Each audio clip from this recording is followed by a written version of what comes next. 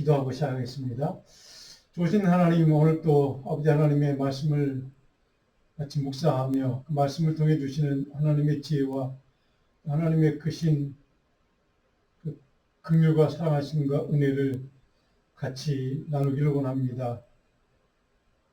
의지 흩어진 우리 성도들 가운데 이 말씀을 묻고 읽고 또 묵상할 때에 하나님 삶의 자리 그 모든 곳곳에 하나님의 한없는 또 섬세한 사랑과 긍휼하심을 은혜 베푸심을 체험하고 깨닫고 또 그것을 같이 나눌 수 있는 믿음의 종들 될 수 있도록 말씀을 통해 역사하여 주옵소서.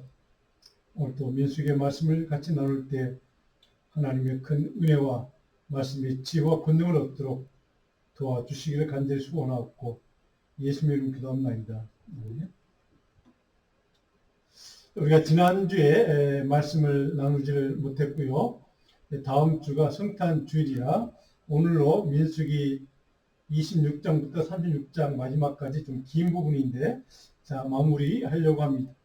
조금 긴 그 성경을 다 처리할 수가 없어서 26장부터 36장까지 여러분 설교 노트를 보시면 중요한 부분들은 제가 상세한 설명을 적어놨습니다. 노트를 보시고 성경 말씀을 쭉 읽으시고 그 노트를 참조하시면 아마 이해가 큰 줄거리는 이해가 될 것 같습니다.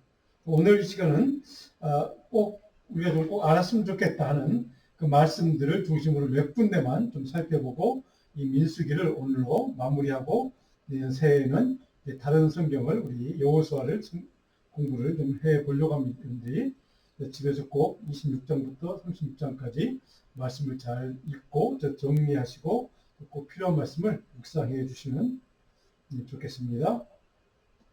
자, 오늘 민수기 26장과 36장까지 전체 줄거리는 미혹의 영광을 철저히 단절하라는 것, 이것을 중심으로 말씀을 같이 좀 살펴보려고 합니다. 자, 민수기 26장은 민수기 처음 시작할 때 인구조사를 했던 것을 여러분 기억나실 겁니다. 1장과 2장에 보면 두 차례 걸쳐 인구조사를 하고 있는데요. 이 보면 26장에 나와 있는 이것을 실제로 따지면 이제 성경에는 혹시 여러분 그 주의 성경이나 이 주석 성경이 있으신 분들은 2차 인구조사 이렇게 아마 대부분 이렇게 되어 있습니다. 근데 실제로 따지면 1차와 2차가 있었고 이제 오늘 본문이 3차를 이렇게 다른 크게는 2차 조사.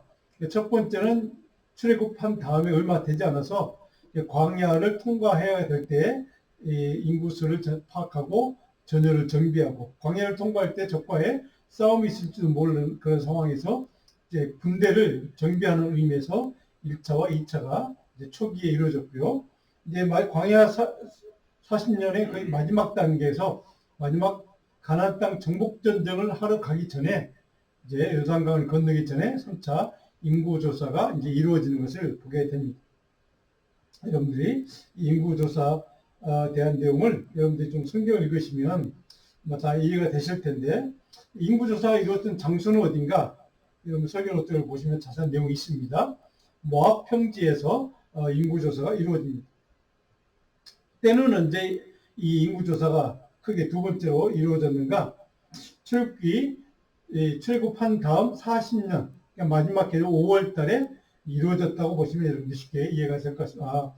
가나안 땅 전복 전쟁을 시작하기 전에 다시 한번 인구 전체 군대 수를 정비하고 전쟁을 짜기 위한, 그 판을 짜기 위한 군대의 어떤 조직 정비를 했구나 하는 것을 여러분들이 좀 쉽게 이해가 될 것 같습니다. 물론 목적은 가나안 땅 정복 전쟁을 위한 준비를 위해서 이제 인구를 파악하기 위해서 이렇게 이제 했던 것을 봅니다. 그리고 또 한 가지 목적이 있습니다. 가나안 땅에 들어가서 정복 전쟁이 다 끝난 다음에 땅을 분배하기 위한 이제 인구수를 파악했겠지. 각 지파별로 어떻게 땅을 나눠야 되나 이런 것들을 이제 땅을 분배하기 위한 인원수를 파악하는 그런 목적도 있었던 것 같습니다. 근데 이때 이번 인구조사에서 파악된 성인 남성 20세 이상 남성 인구는 얼마였는가? 60만 1730명으로 파악되고 있습니다. 자, 그런데 가나안 땅에 들어가서 이제 앞으로 각 지파별로 땅을 나누게 될 텐데, 땅을 나누게 된 분배 원칙이라는 게 있습니다. 26장 52절 56절에 보면 그 분배 원칙에 대해서 기록을 해놓고 있습니다. 그래서 인구 비례 평등의 원칙이 있습니다. 이거는 인구 지파수, 지파별의 인구수에 따라 평등하게 땅의 크기를 이제 나눈다 하는 겁니다. 분배한다는 원칙입니다. 그 다음에 조상 지파의 원칙, 조상의 지파의 장의 이름을 따라서 땅을 분배한다. 그래서 어느 지파, 잘 아는 12지파의 대표 이름 아시잖아요. 네, 그 이름들을 중심으로 땅을 배분한다. 이렇게 되어 있습니다. 이유는 왜 지파의 이름을 따서 땅을 분배할까? 이건 가나안 땅을 기업으로 얻는 것은 하나님이 약속한 그 지파들의 대표들, 12지파에 이름 붙여진 그 대표들을 바로 이게 하나님이 약속한 땅이었고 그들의 이름으로 이 땅을 얻게 되었다 하는 것을 기념하기 위해서 이렇게 아마 그렇게 했던 것 같습니다. 중요한 땅을 분배하는 원칙 가운데 하나가 제비뽑기 원칙이 있습니다. 우리 잘 아는 혹시 여러분들이 아마 제비뽑기 좀 다 아실 텐데요. 이 제비뽑기 성경에 보면 제비뽑기 원칙이 적용되는 경우가 몇 가지가 있습니다. 첫 번째로 죄인들을 선별할 때 누가 죄인인지를 구분할 때 제비뽑기를 했다고 요서 7장은 기록하고 있습니다. 영적으로 의문이 생길 때 제비뽑기를 통해서 그 문제를 해결하는 방법도 있었던 것을 성경은 증언하고 있습니다. 하나님이 기뻐하시는 방법이 무엇인지 물을 때 사무엘상 10장에 보면 그 내용이 기록되어 있습니다. 중요한 것은 공평한 결정을 내릴 때 제비뽑기를 선택했다는 것을 성경은 우리에게 가르쳐주고 있습니다. 자, 그러면 가나안 땅에 들어가서 차후에 땅을 분배하는 그 분배를 받는 거에서 제외된 사람들 있죠. 우리 잘 아는 대표적인 지파 레위 지파가 땅 분배에서 제외가 됩니다. 그리고 출애굽 1세대들 9세대라고 합니다. 출애굽 1세대 출애굽을 할 당시에 20세 이상의 남자였던 사람들 광야 40년을 거치면서 이제 많은 사람들이 죽었죠. 대부분 다 죽었죠. 그리고 그 사람들이 죽은 이유가 뭡니까? 특별히 10명의 점탕꾼 얘기를 듣고 하나님께 여기까지 우리 데리고 와서 애굽 땅에 두었으면 참 그래도 편안하게 살 수 있었을 텐데 하나님께 원망했던 불평불만했던 그 사람들 다 기억나실 겁니다. 그런 사람들은 다 광야에 죽고 맙니다. 그 가나안 땅에 들어가지를 못하죠. 자, 이런 사람들이 이 가나안 땅 분배에 그 하나님의 축복을 참여하지 못한다는 것을 우리는 보게 됩니다. 자, 27장으로 넘어가면 27장 12절로 23절에 보면 어떤 내용이 기록되는가? 우리 잘 아는 모세를 이어서 이스라엘 백성들 가나안 땅 정복 전쟁의 리더가 이제 지명이 되죠. 누굽니까? 여호수아가 지명이 되는 이야기가 27장 12절로 23절까지 자세하게 기록되어 있습니다. 27장 16절에 보면 이제 이렇게 기록되어 있습니다. 여호와 모든 육체 생명의 하나님이시여 원하건대 한 사람을 이 회중을 위해 세우소서 이렇게 부탁을 하는 거죠. 요청하는 거죠. 자, 17절에 보면 그로 그들 앞에 출입하며 그들을 인도하여 출입하게 하사 여호와의 회중이 먹자 없는 양과 같은 그런 존재가 되지 않도록 해달라고 하는 그런 목적에서 모세가 자기의 뒤를 이어서 지도자 될 사람을 선택해달라고 부탁 요청을 합니다. 18절에는 이제 드디어 그 후계자가 결정이 되죠. 눈의 아들 여호수아는 그 안에 영이 머무는 자니 그에게 안수하고 그를 후계자로 삼으라. 그리고 그 앞에 모든 이스라엘 회중들은 그의 명령을 다 복종해야 한다. 라고 하는 것으로 이제 20절에 이렇게 기록되어 있습니다. 자, 28장으로 넘어가면 26절로 31절이 이제 여러분들이 아마 조금은 익숙한 절기 가운데 이스라엘 백성들의 중요한 절기 가운데 하나인 77절, 그러니까 777이죠. 77절 일기라고 불리는 77절. 28장 26절로 31절에 보면 이렇게 기록됐습니다. 26절에 77절 처음 익은 열매를 드리는 날, 77절의 목적은 그해 첫 곡식의 열매를 하나님께 감사하는 마음으로 이제 올려드리는, 구분해서 올려드리는 날, 그날은 성회로 모여라, 예배하는 날이죠. 자, 그런데 이 77이라는 이제 그 77, 우리 곱하기 하면 77은 49. 여기 이 단어가 중요합니다. 77이라는 단어가. 무교절 중 안식일, 무교절 마지막에 안식일 절기가 있습니다. 안식일 다음날, 1월 6일차죠. 1월 16일에 그날부터 계속해서 77, 50일째 되는 날, 그것이 이제 77절 이렇게 지키는 겁니다. 우리는 보통 이 50일째라고 하는 말에서, 이날이, 그래서 이 50일, 오순절이라고 불리는 이제 절기가 이 절기구나. 자, 이 날은 원래 첫 열매를 하나님께 감사하는 마음으로 드리는 이제 추수감사절, 그런 의미로 드렸던 절기입니다. 신약시대에는 이 날이 사도행전의 성령 강림절이 됩니다. 성령이 마가의 다락방에서 강권적으로 역사하신 성령 강림 사건, 그날이 바로 이 추수감사절이 되었던 77절, 오순절, 성령 강림절, 이렇게 불리는 날입니다. 29장에 보면 이제 대속죄일에 관한 규정이, 하나님의 명령이 기록되어 있습니다. 29장 7절로 11절에 일곱째 달 열흘날에는 대속죄일로 지켜라 하는 게 명령이 되어 있습니다. 너희가 성회로 모일 것이 너희의 심령을 괴롭게 하는 날, 통에 자복하는 날, 1년에 대제사장이 지성소로 딱 한 차례 들어가서 죄를 용서받는 날, 그런 날이 바로 대속죄일로 규정이 되어 있습니다. 29장 7절에 보면 이렇게 설명이 되어 있습니다. 자, 여러분, 장막절, 혹은 초막절, 혹은 수장절, 다 이미 우리가 공부했던 절기들입니다. 그래서 여러분들이 아마 레위기 공부할 때 이미 다 살펴봤던 절기들인 것을 아마 기억나실 겁니다. 자, 이런 것들에 다시 바로 우리가 지금 공부하고 있는 민수기에도 다시 한번 설명이 되어 있습니다. 그만큼 중요한 절기들이라는 의미도 있죠. 자, 장막절은 언제인가? 7월 15일입니다. 물론 유대暦입니다. 민수기 29장 12절로 40절에 보면 이 절기에 대한 내용들이 쭉 기정된 그 말씀들이 기록되어 있습니다.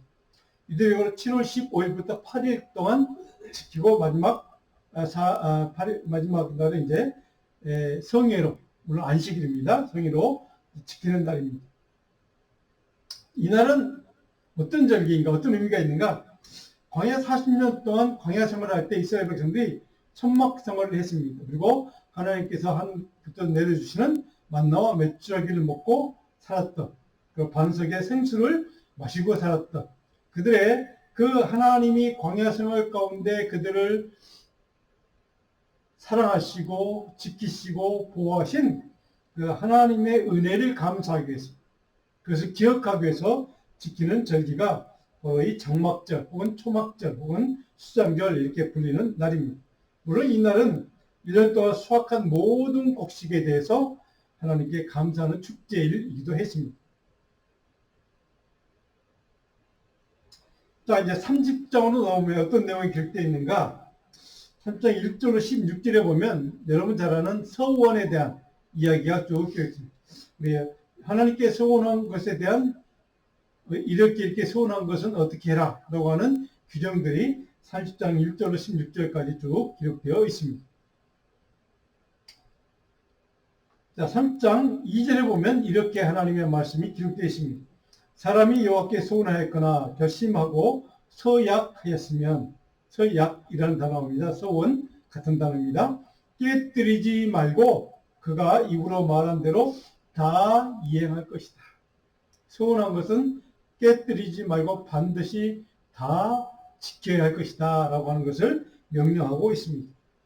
자, 우리가 이 성경을 우리가 3장을 좀 읽어보시면 서원의 원리, 서원 기도하는 원리, 저도 개인적으로 제 어머님이 제가 어린 나이에 예수 믿은 지 얼마 안 돼서 서원 기도하는 바람에 저도 이제 목회자로 부름을 받았지만 서원의 원리, 서원 기도의 원리가 있습니다. 물론 성경적인 원리입니다. 그것은 하나님께 자신의 소유, 그것이 유형의 재산이든 무형의 자산이든 상관없이 전체 내가 소유하고 있는 모든 소유가 있는데 그것이 다 하나님 것을 고백하고 믿음으로 고백하고 그 중에 일부를 거룩하게 구별해서 하나님께 드리겠다라고 믿음으로 결단한 것이 서원입니다. 적극적인 하나님과의 약속, 맹세이기도 합니다. 자, 성경에 보면 어떤 내용을 갖고 어떤 대상을 갖고 하나님께 서원 기도를 했는가 보면 다양합니다.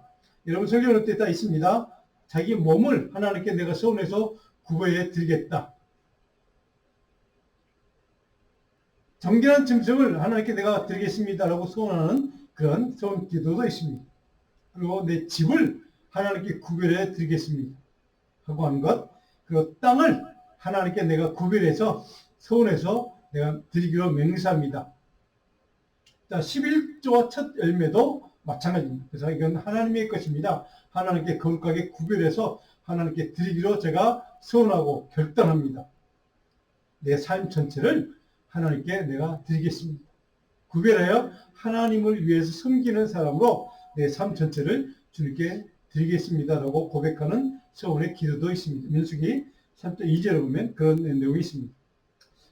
그 가운데 하나님께 내 시간을 하나님께 구별하여 드리겠다고 하는 서원의 기도의 제목도 시간에 관한 내용도 있습니다. 자, 이 서원 기도를 이렇게 길게 장황히 하나님이 규정하고 명령한 이 규례를 말씀을 주시는 이유는 무엇일까?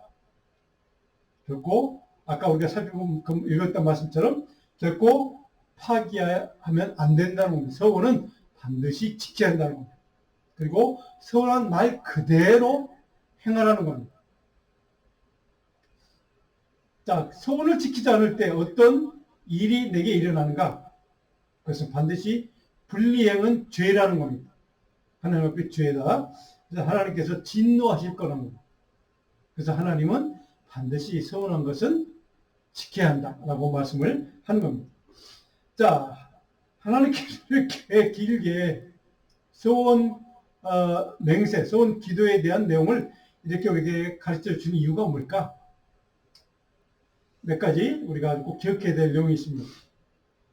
서원 기도 하실 때는 반드시 하나님께 맹세하실 때는 반드시 이것을 기억하고 몇 번 묵상하고 또 기도하고 생각하시고 서원 기도를 또 하셨으면 해서 제가 몇 가지만 여러분들이 좀 기억하시라고 말씀을 드립니다. 서원은 함부로 하지 말아야 합니다. 그리고 급하게 그냥 즉흥적으로 서원 기도는 하지 말아야 합니다. 몇 번 묵상하고 하나님께 기도하고 또 기도해서 하나님이 기쁘시게 받을 만한 맹세, 기도와 받으실 만한 기도의 제목을 갖고 하나님께 서원 기도하라는 얘기입니다. 그리고 반드시 서원했다면 취소해서는 안 된다는 겁니다. 그리고 거짓말로 내가 이렇게 구별해 드릴게요 라고 거짓말로 서원해서는 안 된다는 겁니다. 자, 31장으로 넘어갑니다. 31장. 이제 마지막 클라이막스 내용 가운데 중요한 내용이 미디안 전쟁이 기록되어 있습니다. 31장 1절로 12절에 보면 미디안과 이스라엘 백성들이 그 가나안 땅을 들어가기 전에 그 미디안 땅에서 전쟁을 하는데 바로 하나님의 명령에 따라 그 전쟁을 수행하고 있음을 보게 됩니다. 물론 이 전쟁은 모세에게서는 마지막 하나님의 명령 수행이었습니다. 자, 31장 2절을 보면 이렇게 말씀하고 있습니다. 이스라엘 자손의 원수를 미디안에게 갚으라. 그 후에 내가 내 조상이로 돌아갈 거야. 모세에게 하나님 명령하는데 이스라엘 자손의 원수가 있는데 그것이 바로 미디안 족속들이야. 그걸 갚아. 이게 내가 너에게 주는 마지막 사명, 임무야 라고 말씀하고 있습니다. 그 3절에 보면 모세가 전쟁에 나갈 사람들을 무장시키고 미디안을 치러 보내어 여호와의 원수를 갚았다라고 기록합니다. 근데 그 전쟁을 준비하는데 이렇게 준비합니다. 4절에 보면 각 지파에서 1000명씩을 준비해서 미디안의 전쟁에 참여하게 합니다. 12,000명이죠. 1000명 보니까. 자, 각 지파에서 1000명씩 12,000명을 택하여 무장을 시킨지라 하고 5절에 정확하게 기록하고 있습니다. 근데 여기에 이 전쟁에 참여할 그 무장한 군대 가운데 누가 들어가 있느냐?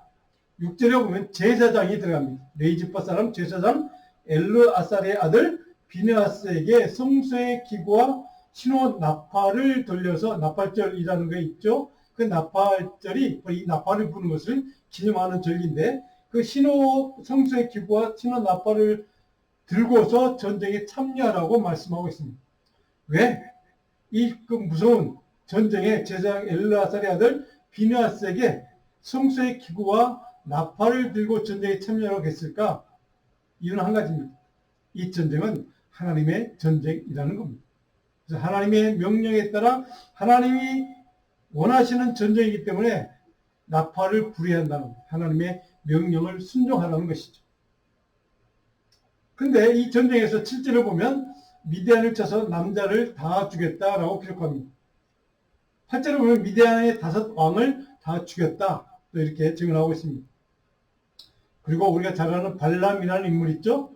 그 사람도 이 미디안 전쟁에서 죽고 살해당하고 맙니다. 재형당하는 것이죠. 그런데 9절에 보면 이렇게 성경은 우리에게 말씀하고 있습니다. 미디안의 부녀들과 그들의 아이들을 사로잡고 가축과 양떼와 재물을 다 탈취하여 12절에 그들이 사로잡은 자와 노력한 것과 탈취한 것을 가지고 여리고 맞은편 땅 요단강가의 모압 평지의 진영에 다시 돌아왔다라고 12절은 이렇게 기록합니다. 자, 근데 이 말씀을 제가 읽어드린 이유는 이 말씀이 하나님의 진노를 사게 됩니다. 우리가 미디안 전쟁 왜 하나님이 원수를 갚으라고 마지막 모세에게 이 마지막 전쟁의 사명을 주셨을까? 하필 이 전쟁의 명령을 그의 마지막 사명을 주셨을까? 미디안 족속이 어떤 족속이었습니까? 광야 생활을 하는 가운데 그들이 우리가 당신 땅을 좀 지나갈 테니까 허락해 달라고 요구했을 때 그들이 이런 지하에 거절했죠. 그리고 그것으로 끝나지 않고 이스라엘 백성들이 연병으로 죽게 한 족속이 누군가 미디안 족속이 있습니다. 이스라엘 백성 여자들 동원해서 이스라엘 백성 남자들을 음행의 죄, 우상숭배의 죄에 참여하게 했다. 바로 그런 여인들이 바로 미디안 족속이었다는 것이죠. 하나님 나라의 백성들의 거룩한 거룩성을 파괴하게 한 원인 제공자가 미디안 족속이라고 하나님은 판단하셨고, 그래서 이 전쟁을 통해 그들을 완전히 말살시킬 것을 명령하셨다는 겁니다. 자, 미디안 족속은 이 전쟁에서 결국 다 죽임을 당하고 마는데, 아까 말씀드린 여자들, 어린아이들은 다 살려서 데리고 왔다는 것을 좀 기억해야만 합니다. 자, 그런데 도대체 미디안 족속이 어떤 족속이 하나님이 이렇게 너무 심하게 그들 멸절시키도록 명령하셨을까? 미디안이라는 그 족속이 아브라함의 후처 구드라의 4번째 아들 미디안의 후손들입니다. 그러니까 아브라함의 후손입니다. 그런데 어떻게 하나님이 이렇게 잔인하게 그들 전체를 멸절시키라고 명령하셨을까? 바로 이 미디안은 아브라함의 재물을 상속받는 아브라함의 후손입니다. 그러니까 같은 형제의 가문이란 말이죠. 그런데도 그들은 멸절당의 이유는 바로 아까 말씀드린 것처럼 하나님의 백성들을 그들의 거룩성을 상실하도록, 그래서 바로 그 많은 이스라엘 백성들을 하나님이 주신 그 역병으로 죽게 만든 원인 제공자였기 때문에 하나님께 너무 지나치 가혹하게 생각할 정도로 그들을 멸절시키도록 명령하고 있음을 보게 됩니다. 자, 우리가 아까 지도를 몇 가지 좀 살펴볼까요? 제가 살펴보지 않았는데 쭉 넘어가시면 미디안 지도가 있죠. 여기 자, 이 지도를 보시면 여기에 미디안이라고 되어 있습니다. 제 밑에 여기 홍해 바로 옆에가 쭉 미디안입니다. 지금 여기입니다. 그리고 여기 에돔 족속이 있죠. 모압 족속, 암몬. 자, 근데 거기에 보면 여기에 또 미디안 족속 이렇게 되죠. 모세가 이스라엘 백성들과 전쟁했던 백성들 바로 요 지역에 바로 여기에 보면 이게 예루살렘이 있고 이게 가나안 땅입니다. 그리고 여기가 요단강 바로 거기입니다. 뭐 여기 갈릴리 바다 그 사이 이 홍해바다 있고 사해바다가 있고 위에가 이제 갈릴리 바다가 있는데 여기가 미디안 족속이 여기에 또 있습니다. 자, 이 미디안이 두 군데가 있다는 것을 기억해야 됩니다. 여기 밑에 미디안은 여러분 모세의 장인 이드로가 속해 있던 족속 미디안이 살았던 곳은 바로 이 남쪽 미디안, 홍해의 바로 옆입니다. 근데 지금 이스라엘 백성들과 전쟁했던 미디안 족속은 바로 위쪽에 있는 바로 암몬 백성, 우리가 지난번에 살펴봤던 암몬 족속의 그 옆에 있던 거기에 살았던 거주했던 미디안 족속과의 전쟁을 하고 이들은 철저하게 죽여버리라라고 하나님이 멸절시키기를 명령한 것을 보게 됩니다. 자, 그래서 미디안이 이렇게 다르다라는 것을 여러분이 기억해 주시면 좋겠고요. 그래서 이 전쟁에서 여인들과 아이들은 포로로 잡아오고 모든 전리품들을 다 뺏어오고 가축들을 뺏어오고요. 그리고 성읍들은 다 불태워버립니다. 자, 미디안 전에서 분명히 혁혁한 전쟁에 하나님의 도심으로 승리를 했습니다. 그 31장 13절로 24절을 보면 하나님이 이 전쟁에 승리하고 온 모세가 이끌고 온 이스라엘 백성들을 향해서 그 군대를 향해서 진노하셨다고 성경은 기록하고 있습니다. 왜 하나님이 진노하셨을까? 전쟁에서 하나님의 명령을 받아서 지금 생명을 걸고 전쟁에 참여해서 큰 전쟁의 승리를 이루고 돌아온 그들을 향해서 왜 하나님이 모세를 통해 진노하셨을까? 이유는 바로 그 여인들을 또 아이들을 포로로 잡아왔다는 것 때문에 하나님은 분명히 전쟁에 참여하기 전에 미디안 그 적수들 다 멸절시키라고 명령하셨습니다. 그런데 그들은 다 죽이지 않고 여인들과 아이들은 살아있는 채로 포로로 잡아왔다는 것이죠. 자, 이스라엘 백성들로 하여금 역병에 걸려서 수많은 인구가 죽도록 만들었던 그 원인을 제공했던 미디안 족속의 여인들을 살려서 데리고 왔다는 것 때문에 하나님이 지금 화가 나신 겁니다. 하나님의 명령에 불순종했던 것이죠. 인간적으로 우리는 이해할 수 있습니다. 아, 그들이 차마 여인들과 아이들을 죽이지 못해서 포로로 잡아왔구나. 아, 그럴 수 있지. 지금 전쟁을 했다면 그것은 당연한 일이니까. 근데 하나님은 달랐습니다. 하나님 명령은 다 죽이라는 명령을 주셨고 이스라엘 백성들은 불순종했기 때문에 하나님이 지금 진노를 하셨다는 것을 우리는 기억해야만 합니다. 자, 33절로 넘어가면 출애굽에서 모압 땅까지 그들이 40년 광야 생활을 통해 이동해 왔던 그런 장막을 치고 텐트를 치고 그들이 머물렀던 그 모든 지명 이름을 쭉 기록하고 있는 내용이 33장입니다. 여러분이 33장을 읽으실 때는 성경 지도, 출애굽 그 지도 제가 이전에 여러분들에게 보여줬던 지도 성경에 아마 갖고 있는 분도 있을 텐데요. 성경의 지도를 보시고 이들이 거쳐왔던 지역을 쭉 살펴보시면 크게 도움이 될 것 같습니다. 자, 35장으로 넘어가면 땅을 이제 분배하는 내용들을 쭉 기록하고 있습니다. 레위 지파에게는 먼저 어떤 땅을 줄 것인가를 하나님이 먼저 말씀하는 내용이 35장에 기록되어 있습니다. 35장 1절로 8절에 보면 레위인에게 줄 땅들을 쭉 기록하고 있습니다.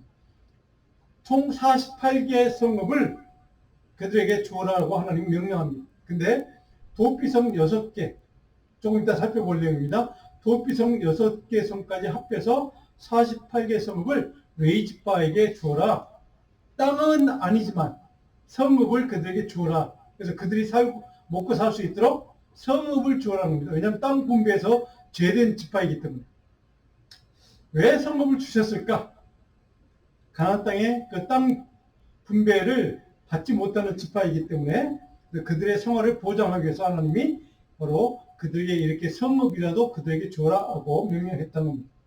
자, 각 지파들 가운데 각 12지파가 땅을 분배할 때 그 지파들의 곳곳에 레위 지파 사람들이 골고루 나누어서 살 수 있도록 그들에게 골고루 가나안 땅 전체 지역에, 그리고 이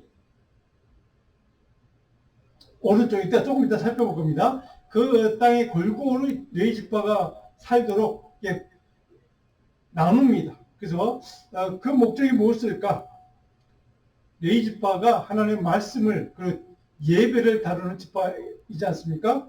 백성들 전체 여기저기 12지파가 여기저기 이제 흩어져서 땅 분배를 받으면 지파별로 이렇게 나누어서 살 텐데, 흩어져 살 텐데, 레위 지파가 그들의 곳곳에 성읍에 살면서 그들에게 하나님의 말씀을 가르치고 하나님을 예배하는 예배를 인도하고 영적인 책임을 지라는 의미로 바로 이 레위 지파는 각 48개의 성읍을 주어서 각 지파별로 이렇게 군데군데 나누어 살도록 이렇게 하셨다는.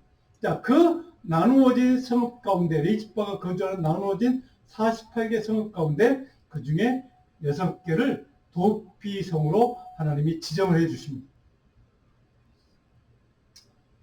물론 영적인 이스라엘 백성들의 흩어져 사는 12지파 영적인 중심지 역할을 했던 지파가 레위 지파고, 동시에 그들에게 영적인 신앙생활, 경건한 하나님을 예배하고 경배하는 신앙생활을 돕는 자들이 될 수 있도록 흩어져 살도록 하나님이 이렇게 배려를 해 주신 겁니다. 자, 그 48개 성 가운데 6개 성을 도피성으로 하나님이 지정해 주시는데, 이미 우리는 이 도피성에 대해서 살펴봤습니다. 제가 한번 말씀을 드린 적이 있습니다. 설교에서도 한번, 주일날 설교에서도 한번 한 적이 있고요. 좀 오랜 시간이 지났지만, 그리고 우리가 여호수아를 이제 다음 새해 되면 공부할 텐데, 여호수아에 쭉 보면 도피성에 대한 얘기가 다시 한번 기록되어 있습니다. 그때 자세하게 살펴볼 내용입니다. 자, 35장 이 도피성에 대한 내용들을 우리가 쭉 살펴보면 하나님이 참 성실하신 것을 우리가 보게 됩니다. 35장 10절에 보면 너희 요단강을 건너 가나안 땅에 들어가거든 11절 너희를 위하여 성읍을 도피성으로 정하여 부지 중에 살인한 자가 그리로 피하게 하라. 부지 중에 살인한 자를 위한 피난처가 도피성이었다 하는 것을 말씀하고 있습니다. 자, 12절에 보면 이는 너희가 복수할 자에게서 도피하는 성을 삼아 살인자가 회중 앞에 서서 판결을 받기까지 살해당하지 않도록, 죽지 않도록 보호하기 위해서, 그러니까 정식 재판을 받고 재판의 절차를 거쳐서 판단을 받은 다음에 법에 따라 처리될 수 있도록 바로 보호하는 성을 이 도피성으로 주었다 하는 겁니다. 그 13절에 보면 6을 도피성이 되게 하되 이렇게 6개라고 분명하게 지정을 해줍니다. 근데 3개는 요단 이쪽에 두고 3개는 요단 저쪽 가나안 땅에 둬라라고 하면서 골고루 지파별 땅 분배하는 그림과 함께 이 도피성을 살펴보면 이해가 되는, 이렇게 해서 12지파 골고루 바로 섞여서 레위 지파가 영적인 중심지가 되도록 하나님의 말씀을 철저하게 교육하고 훈련할 수 있는 책임을 그들이 지도록 하나님께 골고루 분배를 하셨구나 하는 것을 우리가 알 수가 있습니다. 자, 그런데 이 15절을 보면 도피성에 들어가는 사람들은 부지 중에 살인한 죄를 지은 사람들, 근데 이스라엘 자손도 포함이 되고 타국 사람도 포함이 되고 이스라엘 중에 거류하는 자가 나그네죠. 그들도 도피성에 부지 중에 살인한 자는 다 이 도피성을 피할 수 있는 인종적인 차별이 없었다는 것이죠. 그래서 부지 중에 사는 모든 자가 그리로 도피할 수 있도록 하나님이 이렇게 은혜를 베푸셨다는 것을 보게 됩니다. 도피성의 설치 목적은 간단합니다. 우발적으로 고의성이 없이 사고로 실수로 살인한 사람들을 법적인 정식 재판의 재판 절차에 따라 판결받기 전까지 그들의 생명을 그들에 의해서 피해 입은 가족이나 친구나 이런 사람들이 보복하지 못하도록 보호하기 위해서 도피성 제도를 만들었다 하는 것을 여러분 기억하시면 그렇구나 이해가 될 것 같습니다.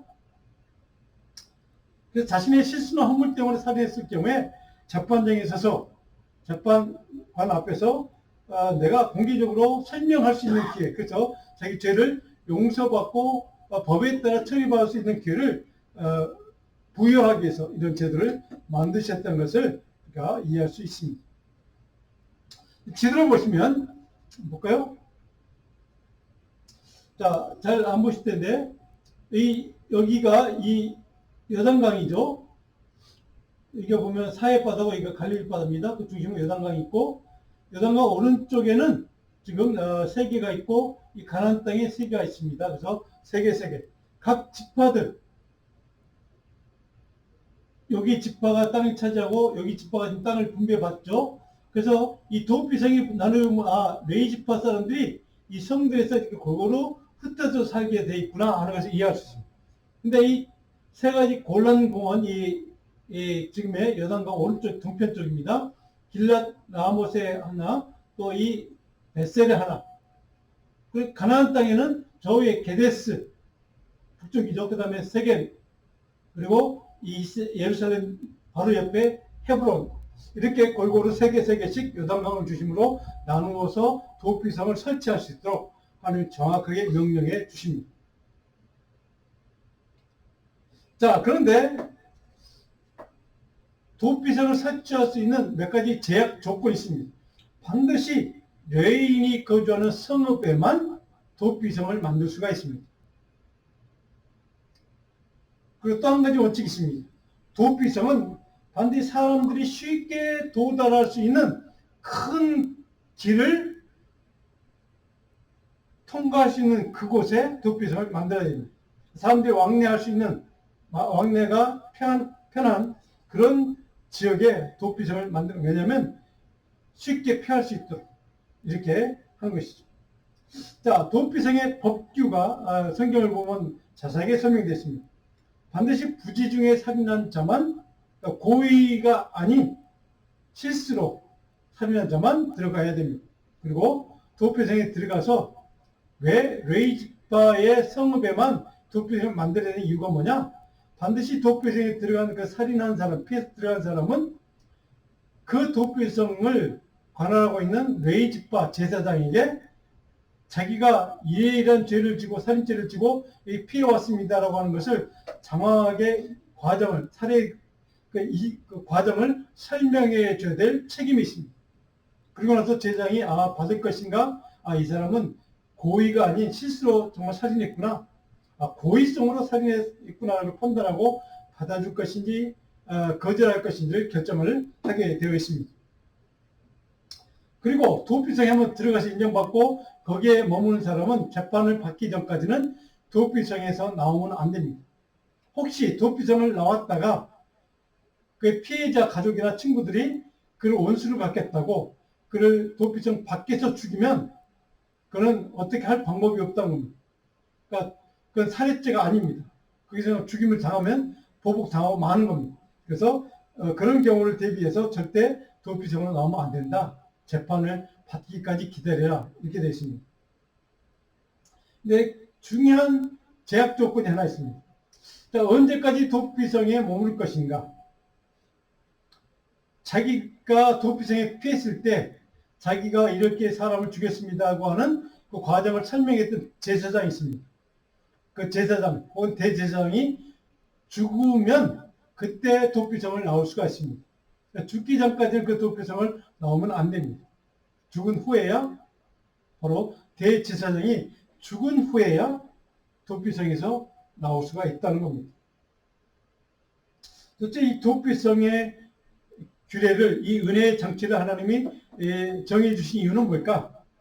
영적인 의미에서는 하나님의 자비, 긍휼을 바로 이 도피성을 통해 우리에게 보여주셨고, 하나님은 생명을 구원하고 생명을 존중하고 생명을 중요하게 여기시는 사랑, 생명에 대한 사랑의 원칙을 선포하시는 분이구나 하는 것을 우리에게 가르쳐주기 위해서.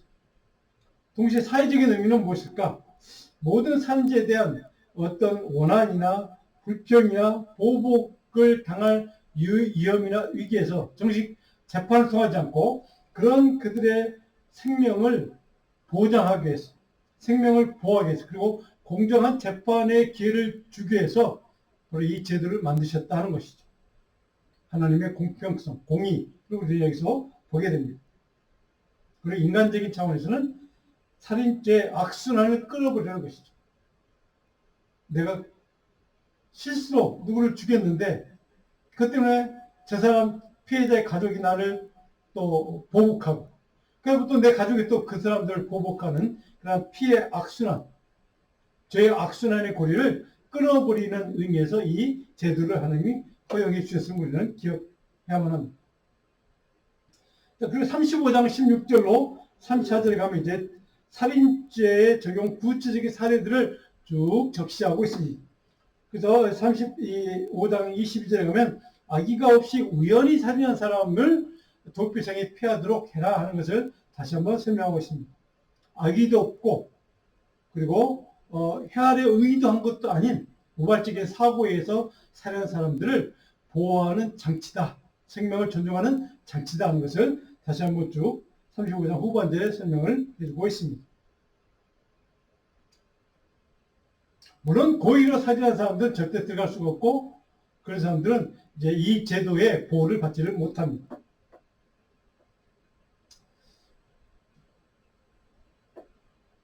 그럼 이제 마지막 36장 이렇게 해서 이제 끝이 나는데 35장 마지막에 보면 중요한 이제 기록에 한 가지 있습니다. 여러분들이 참고 삼아 35장 32절에 보면 도피성에 패한 자는 대제사장이 죽기 전에는 속전을 받고 그의 땅으로 돌아가 거주하게 하지 말라라고 대제사장이 죽기 전까지는 절대 나오지 말라 이렇게 말씀하고 있습니다.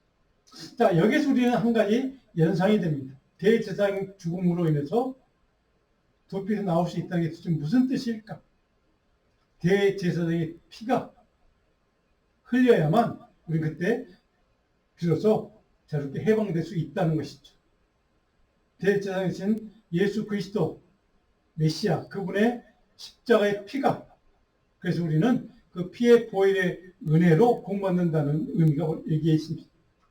대제사장의 죽음 이후에 그래서 우리는 해방될 수 있다는 사실.